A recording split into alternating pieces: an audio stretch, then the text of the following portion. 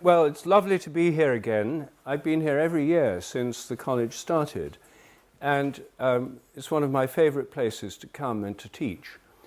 And I'm particularly honoured that Satish is here this evening, and so I'm very pleased to see him.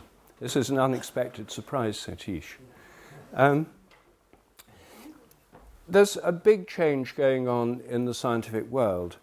The dominant orthodoxy of materialism, which has dominated science since the late 19th century, is crumbling. It's falling apart. So the sciences are bursting out of this framework of thinking. This is the theme of my book, The Science Delusion, Freeing the Spirit of Inquiry. What's emerging patchily in different areas of science is a much more holistic approach to nature. And that's, of course, what Schumacher College has been talking about and propagating ever since it started.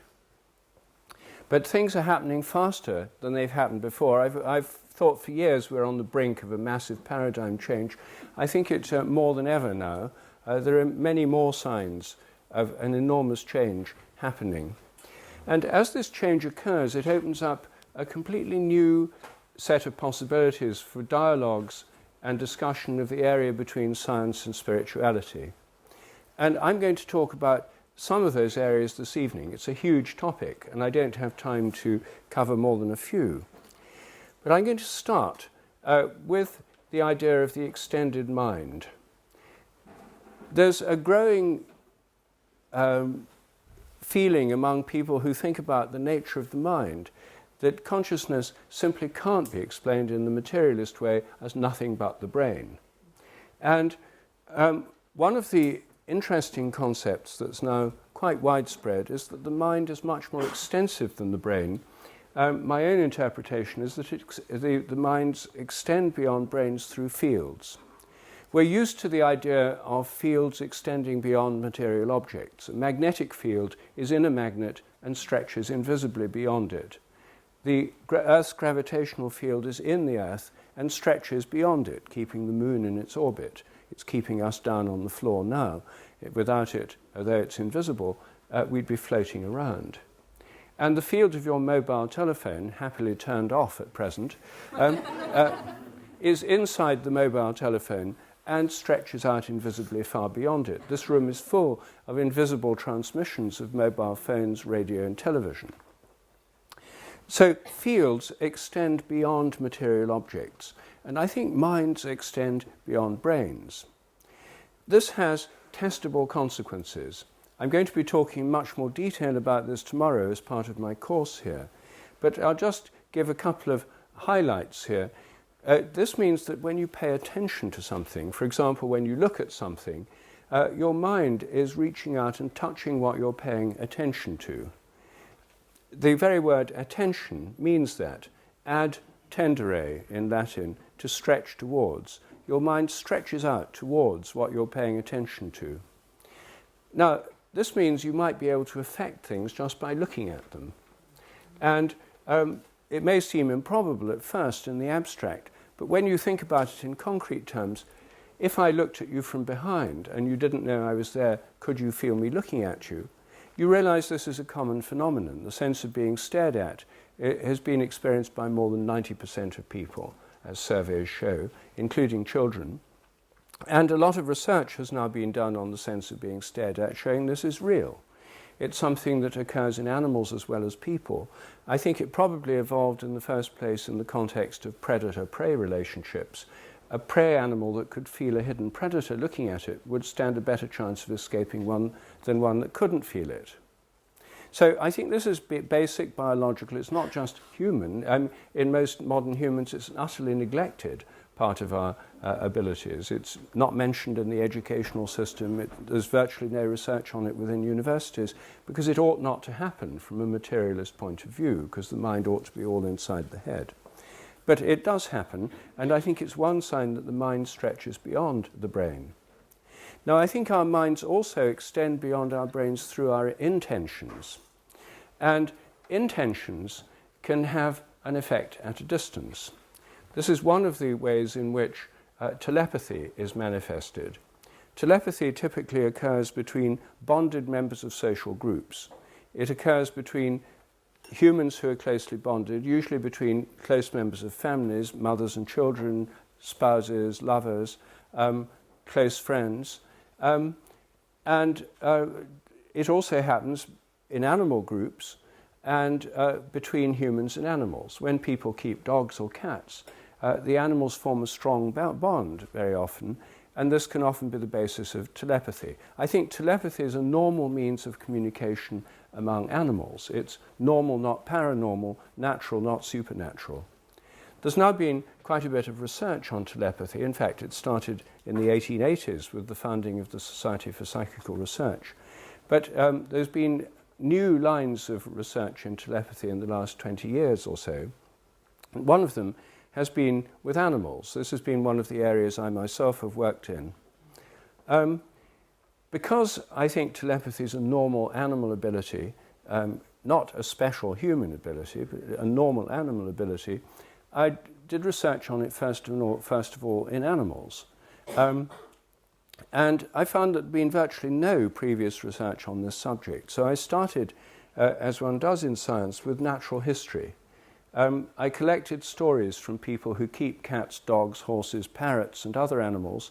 And I collected stories from vets and animal trainers and jockeys and police dog handlers and blind people with guide dogs and so on, to find out what they'd noticed. Can their animals pick up their intentions? Well, many, many people think they can. For example, I have more than 200 stories where people say their cat seems to know when they're going to take it to the vet. The cat disappears. And I had so many of these stories, we did a survey of vets, all the vets in the North London Yellow Pages, 65 of them. We rang them up and said, do you ever have a problem with people missing the appointment with the cat? And 64 out of 65 said it happens all the time. And the remaining ones said, it happens so often we've given up the appointment system for cats.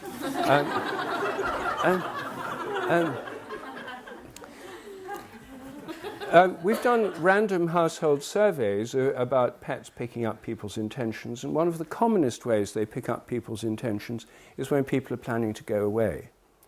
Dogs and cats seem to pick it up before people start packing suitcases or giving all the obvious cues. Nobody's particularly impressed by this if the animal sees them carrying a suitcase to the door and loading up the car and things. It's before that that they seem to sense it. About 65% of dogs and cats seem to be sensitive to people going away in advance. That's harder to test because people are in the same house. The phenomenon that's easiest to test scientifically is dogs and cats that know when their owners are coming home. And as some of you know, as many of you know, I've done a lot of work on that. We do experiments on this to rule out the obvious explanations. Many people, about 50% of dog owners and about 30% of cat owners, find that their animals anticipate the arrival of the member of a family by going and waiting at a door or a window. They do this even when the people at home don't know when the person's coming, and even when they're coming at non-routine times in unfamiliar vehicles. So we've done lots of experiments on this. These are published in scientific papers, in peer-reviewed journals, and they're summarized in my book on unexplained animal powers called Dogs That Know When Their Owners Are Coming Home. Now, in these experiments, we film the place the dog waits. We have the person go at least 5 miles away.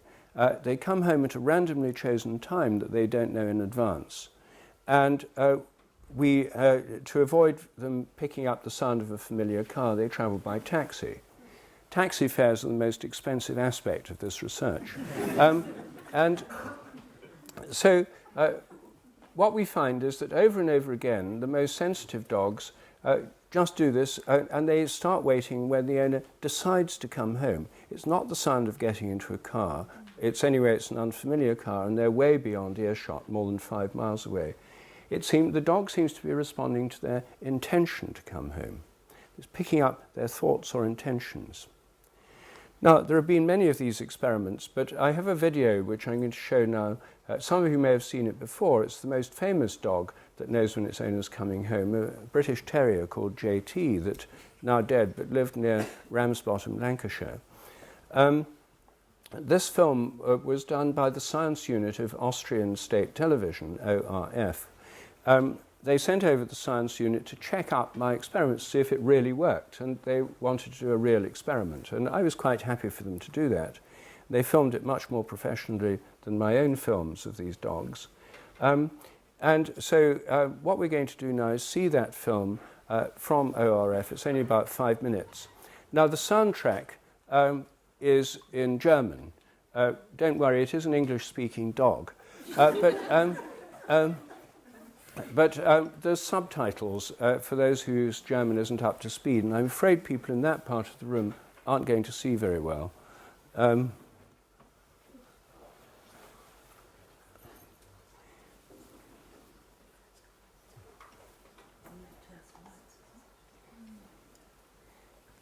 Can you see at all from the back over there? I mean, you may, if you move to the corner, you might see better.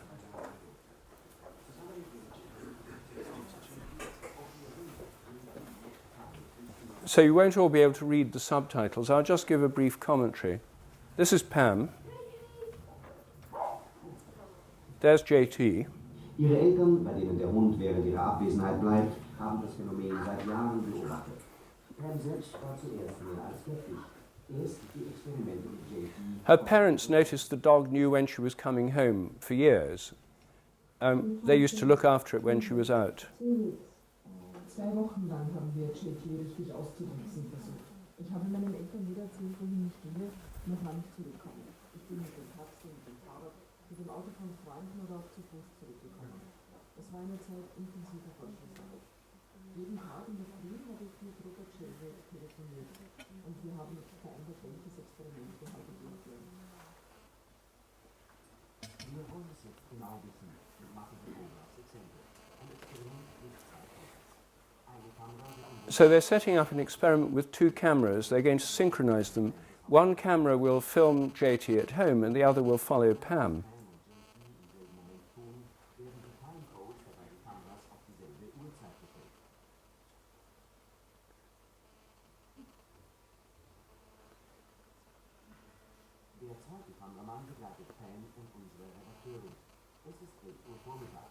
So it's 11 o'clock in the morning. Pam goes out, leaving the dog at home with her parents.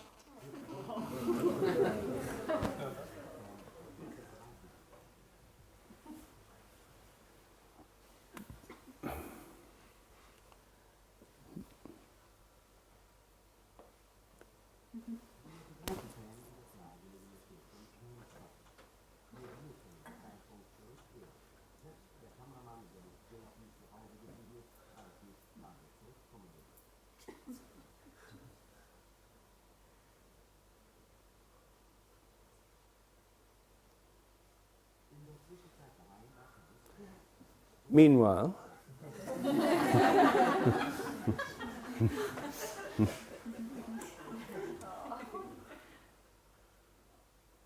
JT stays peacefully by Pam's mother's feet.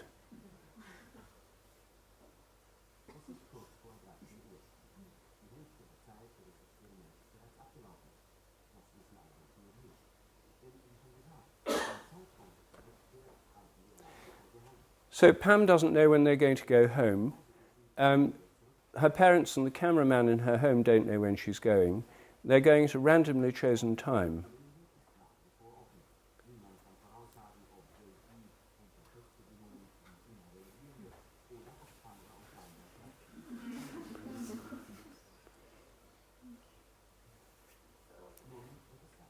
Now, it's 10 to 3. This is the time they've chosen to tell her to go home. So they're just going to tell her to go home now.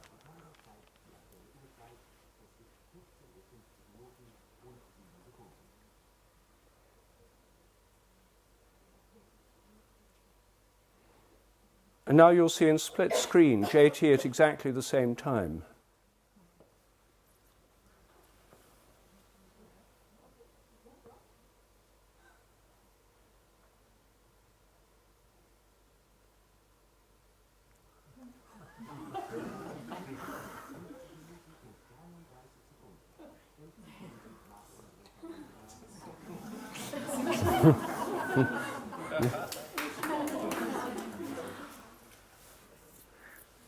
So 11 seconds after they told Pam to go home, he was in position by the window. She's not even in the taxi yet.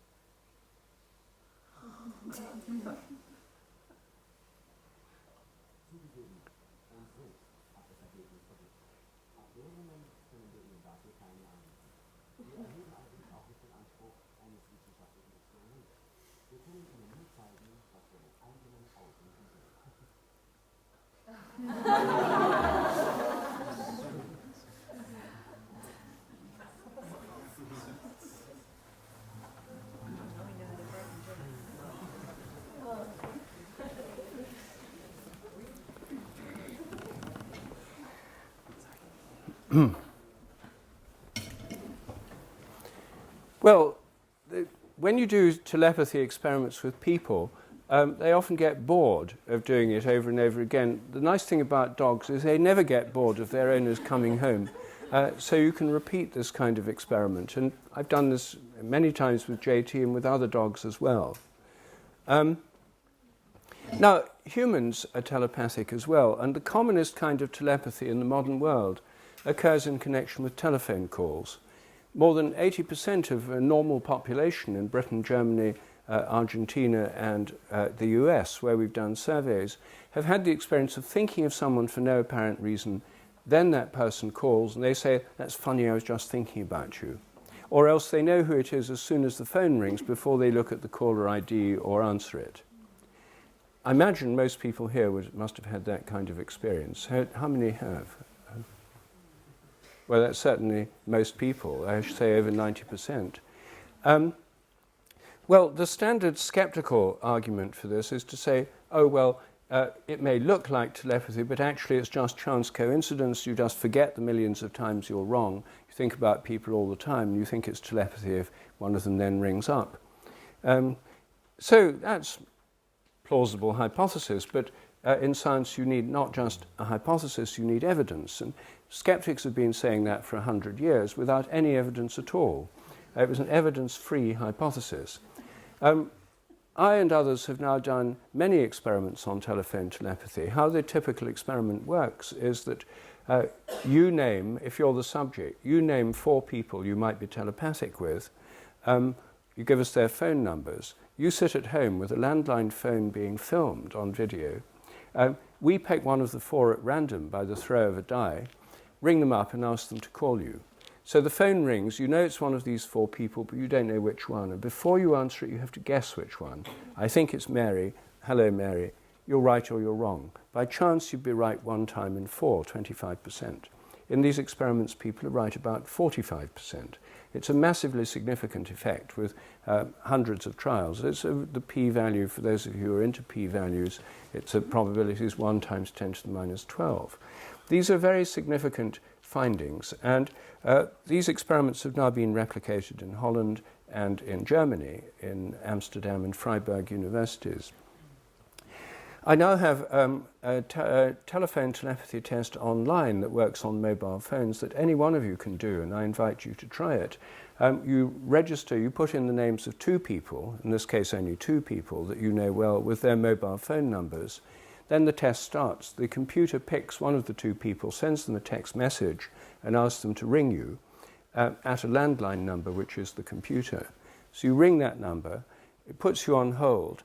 The computer rings up the subject, if you're the subject, and it says, one of your 2 callers is on the line right now waiting to speak to you. Please guess who it is. Press 1 for Anne, press 2 for Bill. So you guess who you think it is. It records your guess, and instantly the line opens up, so you get immediate feedback. Are you right or wrong? Then after a minute, the call cuts off because I'm paying for it. And after a random time delay, it does the same thing again. And you do 6 trials altogether, then everyone gets an email, a text message with the score. Thanks for taking part, the subject got 4 out of 6 or whatever. In these tests, it's coming in around 58%. It's not a huge effect compared with 50% by chance, but with hundreds of trials, very significant. In my earlier experiments, we tested people who thought they were particularly intuitive or telepathic. In this test, it's open to anyone, and many people who take part are skeptics or people who say it never happens in real life. You wouldn't expect them to do too well, and most of them don't. But overall, the effects are very positive.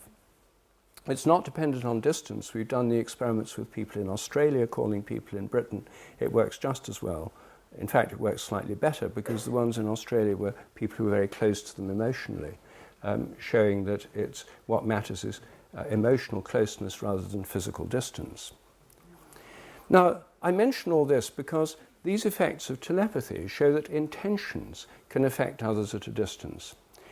When you make a phone call to someone, first you have to intend to phone them. You have to form the intention before you make the call. You want to get in touch with them. And intention, I'm suggesting, reaches out even to Australia and can affect people to whom you direct it. Now, the reason that's relevant in a spiritual context is that when you're praying for somebody, intercessory prayer, you form an intention for that person. People often say the intention of these prayers is. It's an intention. You're praying for somebody, you want them to get better or you want them to be helped in some way. I'm suggesting this extension of your own mind through telepathy can link you to them. I don't think prayer is just a matter of your own mind. Positive thinking is, but I think prayer is more than that. It brings in the invocation of a prayer. You pray to God, the Holy Spirit, the Blessed Virgin, Mary, or if you're a Hindu, to Shiva or Vishnu, or whoever you're praying to. You're trying to enter into a much larger realm of consciousness than just your own, and you then connect that to the person who you have the intention for. And I think the telepathic link, the telepathic effects of intention, show us that intention can create connections between you and other people, or indeed animals. The dog is waiting at the door because it's picking up its owner's intention. People who feel someone's about to ring are picking up their intention. So intention can have an effect at a distance. And many traditional spiritual practices, particularly with intercessory prayer, take for granted this intentional connection. And I think this research suggests that may well be real. So there's one connection. Now, I want to talk about different areas, and the next one is completely different. And this is to do with sacred places. All spiritual and religious traditions have the idea of sacred places. Temples, holy rocks, megaliths, like those great standing stones that we have many of from the Neolithic period here in Britain. There are many kinds of sacred structure. Sometimes it's sacred trees or sacred groves. But all religions have the idea that certain places are particularly sacred. And one of the features of many sacred places is that they're supposed to be a bridge between heaven and earth. They connect the earth to the sky. They're a kind of gateway. In the Old Testament, there's the story of Jacob going to sleep at Bethel and dreaming of the ladder connecting heaven and earth with angels ascending and descending, connecting the heavens and the earth. And then the Old Testament account says he raises up a stone to commemorate this place. Well, did he raise a standing stone or did he sleep by a pre-existing standing stone? We can't know. But the principle is the same. This standing stone is one of the earliest forms of a gateway between heaven and earth. In Egypt, standing stones took on a particularly refined appearance in the form of obelisks, which are basically beautifully shaped standing stones, often monolithic. They're made of a single stone, and they often have a gold cap. Then, in the Christian tradition, many sacred places have towers or spires.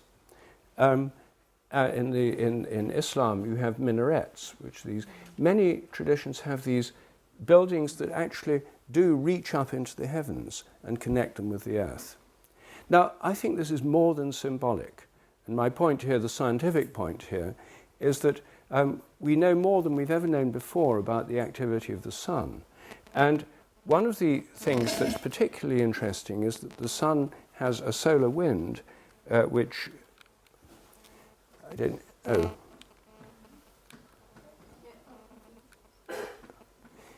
Oh. Sorry. This is the Earth here in the middle, and the sun's over there. There's a solar wind, which is particles, a whole blast of radiation and particles, charged particles coming from the sun. They compress the Earth's magnetic field. There's a kind of membrane around the Earth, the magnetopores, and there are all sorts of electrically charged layers. Here's the Earth in the center. This changes day by day.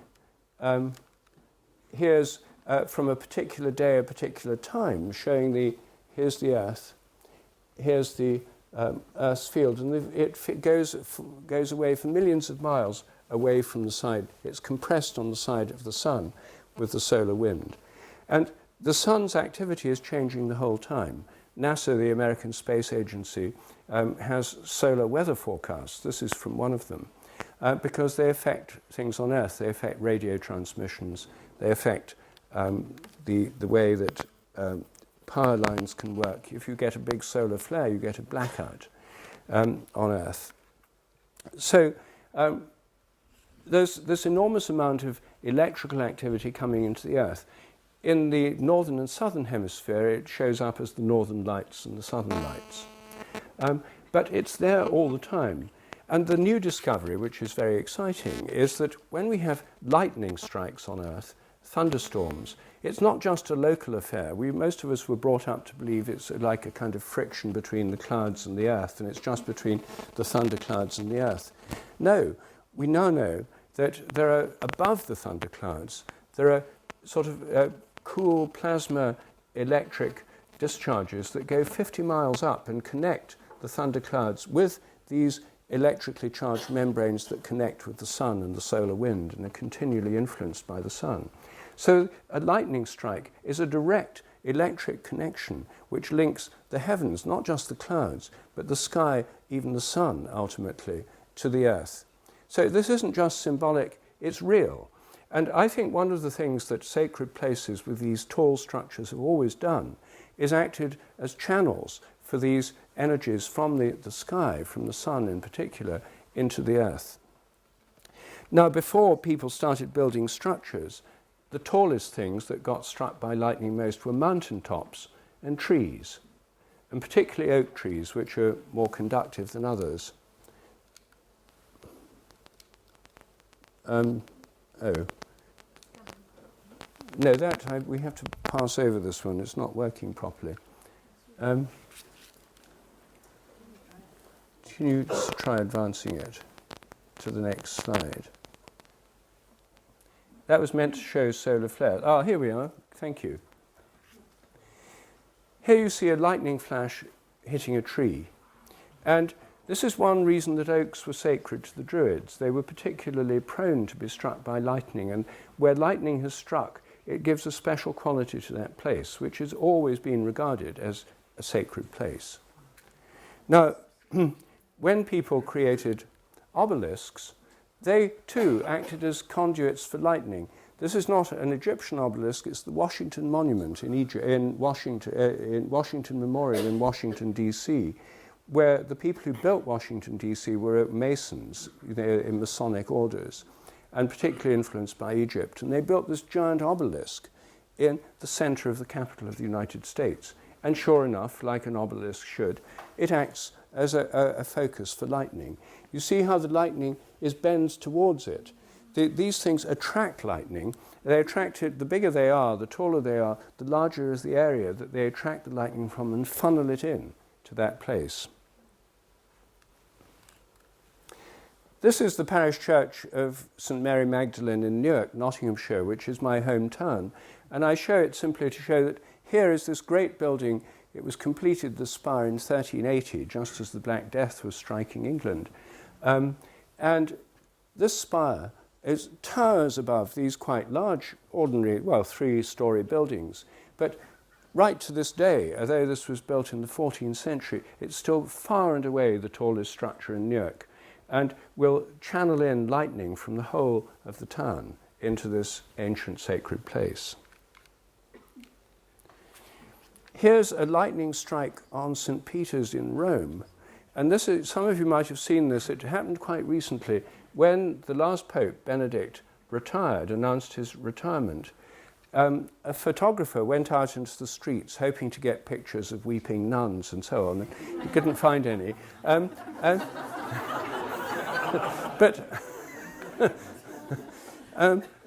But instead was able to witness this remarkable lightning strike on St. Peter's, which just preceded the election of our present Pope, Francis.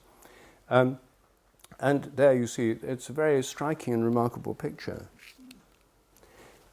Here's Christ in Rio de Janeiro, overlooking Rio de Janeiro, very frequently struck by lightning. This lightning strike caused damage to his thumb. But you see again how this is curving in. If he wasn't there, it might go down that way or hit some other. So the tallest thing available becomes the magnet for this lightning strike. It channels in this energy. This is the Eiffel Tower.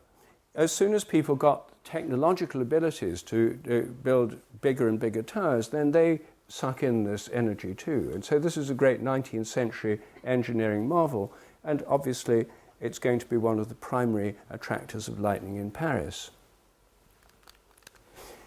And this is the Barge Tower. It's not because it's dark, you can't see. It's the tallest building in the world. It's in Dubai. And these big business skyscrapers are now the primary things that suck in the lightning and become the principal attractors of it.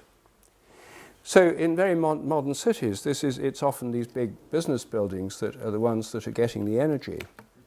But in most places, thank goodness, that's not so.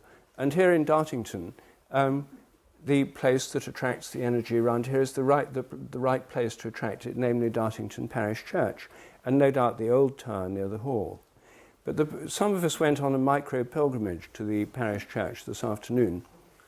And I must say, if anyone here is a church warden or involved with the church, I have to say how much I appreciate the fact that it's always open. Many churches are closed, and it takes effort and trust for people to keep it open and to maintain it so well. And I, for one, tremendously appreciate that. Anyway, sure enough, on the tower of Dartington Parish Church, there are little metal spikes on the top of every pinnacle, and there's a lightning conductor running down into the ground. Now, all churches with towers and spires will have these lightning strikes.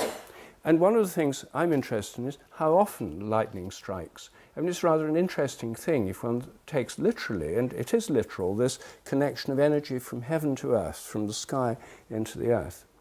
Now, it's not rocket science to develop a way of detecting a lightning surge going down a lightning conductor. I mean, this is, in millions of volts, things that can do an enormous amount of damage. And yet, no one seems yet to have invented a device that could record it. If you imagine an induction coil mounted on the wall next to the lightning conductor, it should be quite easy to detect and record when lightning strikes happen. And if someone invented and developed this, I'm quite sure there'd be a big market for these things, because lots of people would be interested to know when lightning hits their local sacred building. I myself think sacred places are particularly important. I think that we all need them. All traditional societies have had them. We're blessed in England with these marvellous parish churches and cathedrals everywhere. And they're terribly underused. I mean, because of the kind of Enlightenment and materialist propaganda, many people have been alienated from the Christian tradition and never enter their local church. But I myself think it's very important. Whenever I go to a new place, I try and find the sacred place and visit there first to sort of pay my respects to the tutelary spirit of the place, the patron saint. In India, I go to the local temple. In Muslim countries, to the mosque. But here in England, the most obvious sacred places are really obvious. They're in the centre of every community, and these churches and cathedrals. And so now most Church of England churches have candles that you can light. That was quite new. When I was a child, none of them had candles. Now all the cathedrals do, and many parish churches do, including Dartington. So it's possible to go there and light a candle and say a prayer and connect with that holy place. So my point here is that the old view that they're gateways between heaven and earth is literally true. They're places where there's this connection of this energy. Now, exactly what that signifies and means depends on how you understand the nature of the heavens. I myself think that the sun is not just a hydrogen bomb. I think it's a conscious being. I think the sun thinks. It's one of the things we've been talking about this week here in this course. And although it's a shocking and unfamiliar thought, I'm not going to be able to dilate on it at the moment because I want to move on to the next topic. This is a rapid move through completely different aspects. One of the areas that recent research of spiritual importance that recent research has shed light on is near-death experiences. Now, it's been known for thousands of years that some people, when they almost die and come back, have an experience of going out of their body, travelling through a tunnel, seeing light, and then coming back into the body. They're usually deeply transformative. Plato describes one of these in one of his works. The Venerable Bede, in his History of England, in the Dark Ages, describes a near-death experience. They've been known for a long, long time. Nothing new about the experiences. What is new is that more people have them now, and they've been studied in much more detail. Far more people are now resuscitated who in the past would have died. Because of cardiac resuscitation units and defibrillators and so on, many people, millions of people, have now had near-death experiences. Now, the near-death experience for anyone who's had one, or for most people who've had one, is life-changing. Interviews with people who've had these, studies on these by psychologists and others, have shown that for most people it leads to, they cease to fear death, their life acquires a whole new meaning, they have a sense of that they're not just limited to their physical body, and so on. Many of you have read books on this, and there have been several bestsellers recently, Eben Alexander being the best known, an American neurosurgeon who had a near-death experience, and his book's called, I think it's called Visions of Heaven, or A Vision of Heaven. These experiences are extraordinarily moving. Now, the atheists and the skeptics, of course, can't bear this idea that there's something really significant in this, so they've all along they've said, oh, well, these are just hallucinations of a dying brain caused by anoxia and the hyperactivity of dying brains. There's nothing to it except that. However, more detailed studies have shown it's not too simple an explanation. The Dutch cardiologist Pim van Lommel has done a study where in heart operations they actually cool people down and they stop their heart so they can operate on the heart. And you can't do it for long, obviously, because the person will die, but this is a standard procedure. And when they're doing it, they monitor brainwave activity because you have to check what's happening in the brain. Now, in these operations, Van Lommel interviewed people after these operations, which are standard kinds of operations nowadays, and found that many of them had had near-death experiences. They'd had them when their brain was flatlined. There was no brain activity whatever. There was none of these normal electrical rhythms in the brain. Moreover, some of them could describe scenes that happened while they were under anaesthetic in the operation. They described things that had happened in the operating theatre they couldn't have known. But they said they saw them. They floated out of their body and actually saw these things that had really happened. I think the evidence is very good that near-death experiences do involve people's centre of consciousness moving out of their body. They have a transformative effect on their lives. Another scientific aspect of this is that some drugs can produce something very like a near-death experience, particularly the drug DMT, dimethyltryptamine, which has is the most powerful of all psychedelics. It produces an extremely intense trip, people who take it find themselves going out of their body through a kind of porthole into a realm of light and vision, and then returning back to their body feeling their life's been completely changed. The whole thing takes about 5 minutes. And for many people it's one of the most significant moments in their lives. I'm not here advocating the use of psychedelics, of course, but I can just say it does shed another light on the near-death experience, because here's a way in which they can actually be produced almost at will. But the thought I want to leave you with here is that producing them almost at will may have been going on for a very long time. What if you have a rite of passage or initiation where somebody is almost killed and then they come back to life, so that they've had a near-death experience almost on demand? I think this is at the very heart of the Christian tradition. John the Baptist, in my belief, was a drowner.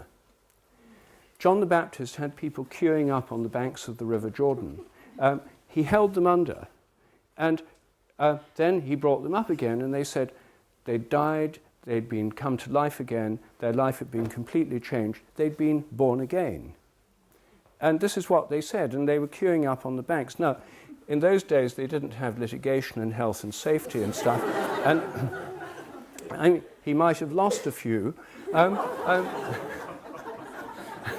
but everything that you read in the New Testament about this experience of John the Baptist, including the baptism of Jesus, which was a completely transformative event in his life, fits perfectly if these were near-death experiences. That's what they said they were. You've died and born again, seen the light, and been and lost the fear of death. It makes complete sense. Whereas saying it's just symbolic, it doesn't really make much sense, because something's only works as a symbol if it's a symbol of something. And what it's a symbol of is a near-death experience. Well, why have a symbol when you can have the real thing? So now, in the practice of most modern churches is of infant baptism, sprinkling water on babies. Obviously, it would contravene all rules of ethics and norms to nearly drown babies. But one of the things that makes the Baptists a particularly interesting Christian sect, I mean, they get the worst press of all Christian sects, the Baptists. But I think one of the things about Baptists that's interesting is that they alone have made a point of sticking to the original tradition of baptism. Baptist preachers immerse people in water. They either have tanks in churches or they do it in rivers or lakes. And the Baptists are the people, the born-again Christians, who get such a bad press, who say that they've died and been born again. They're the people who keep alive this tradition. And I don't know how far they go. I don't know many Baptists. I only know one Baptist, Southern Baptist, actually, Jerry Hall, Mick Jagger's ex. And I said to Jerry, what was it like when you were baptized? And she said, first of all, it was very public. She said, in my church in Texas, she said, the baptismal thing's like a giant aquarium with a glass wall so everyone can watch. And and I said, well, when the minister held you under, what was it like? She said, it was a lot longer than was comfortable, she said. So still, in the US, and in English Baptists too, still have baptism by total immersion. This tradition is kept alive. Now, to what extent it goes as far as a near-death experience today, I don't know. This would be an interesting line of research, to interviewing Baptists who've had the near-death experience or claim they've died and been born again. My own view of the Christian, I'm a practicing Anglican, and my own view of the Catholic Church is that the Catholic Church is all the churches. It's the universal church, including the Roman Catholics, Anglicans, Baptists, Methodists. All churches, I think, constitute the universal church.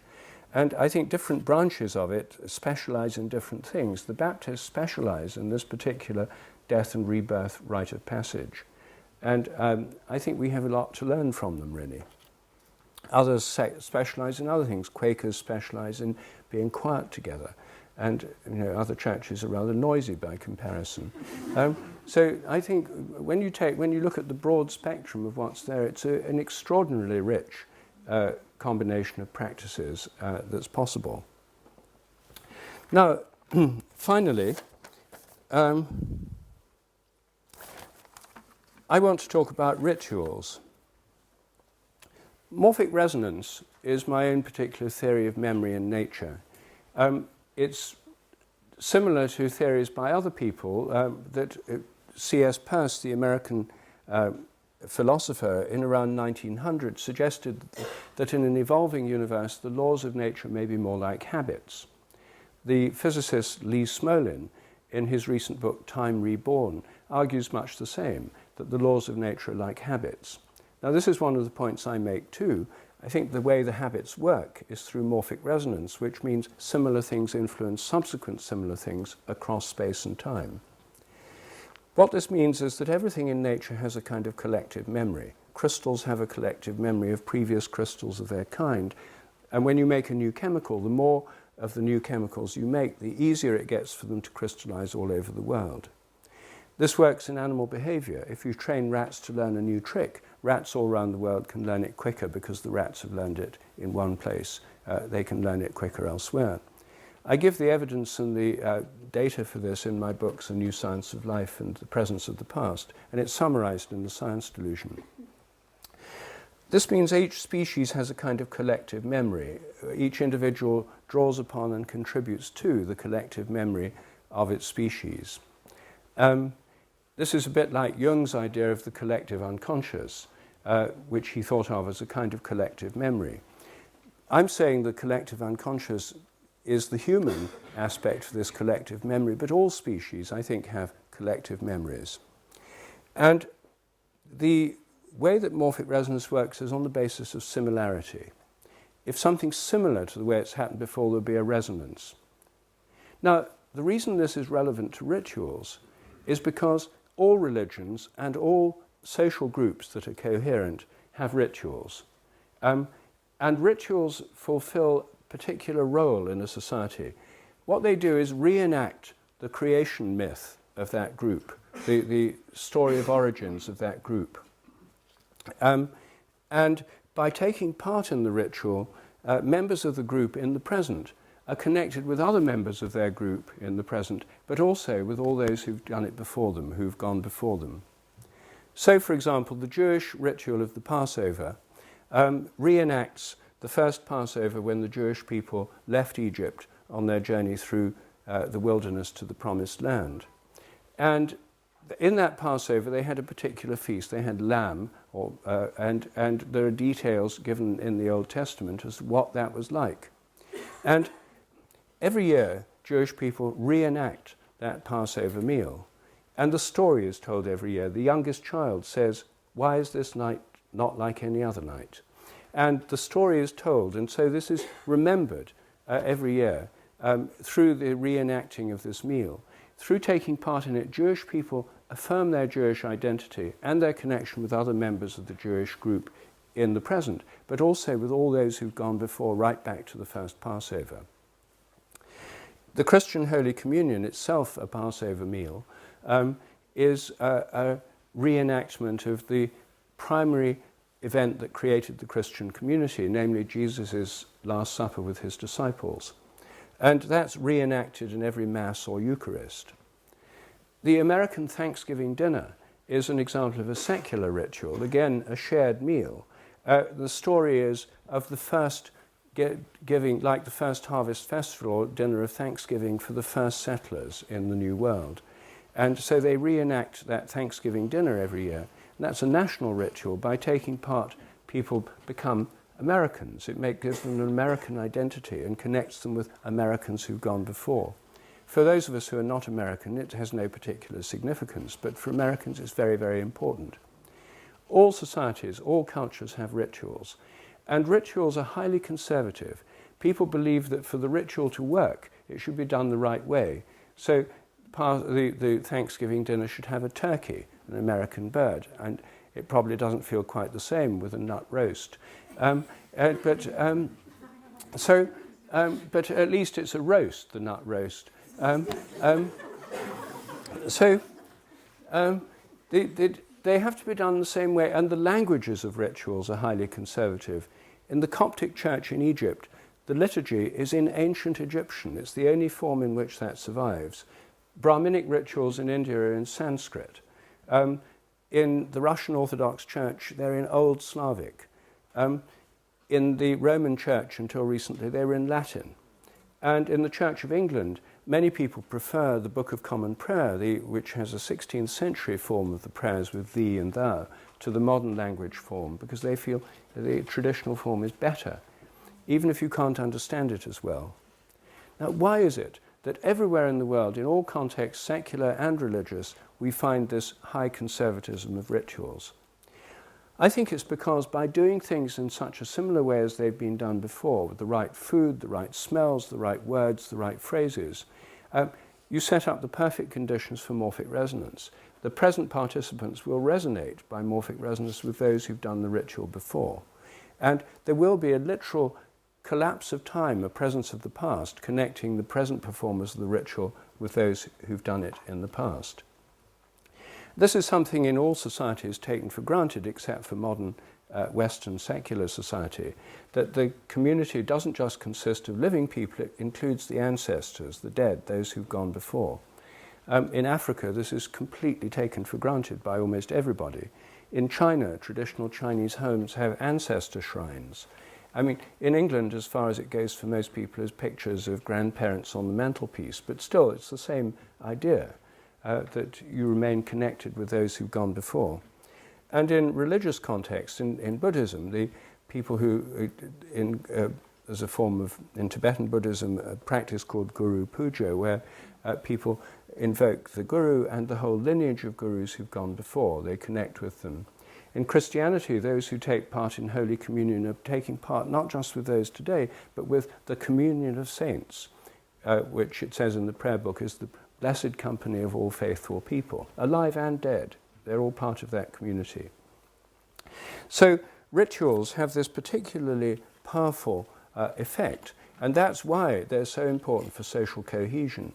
That's why, in my opinion, an entirely secular society, which has just simply discarded all these traditions, sacred places, rituals, prayer, and so forth, is a very impoverished society. And it's not surprising, I think, that such societies have as their characteristic feature, as a mental feature, depression, endemic depression on a mass scale. So I think these are part of a normal way of being human. And you know, you may not like Christian rituals, then you can do other ones. And you may not like other ones, you can do Christian ones. There's a choice of rituals. But for those of us who come from a Christian background, the ones that make most sense are Christian ones, I think. And that's one reason I follow the Christian tradition.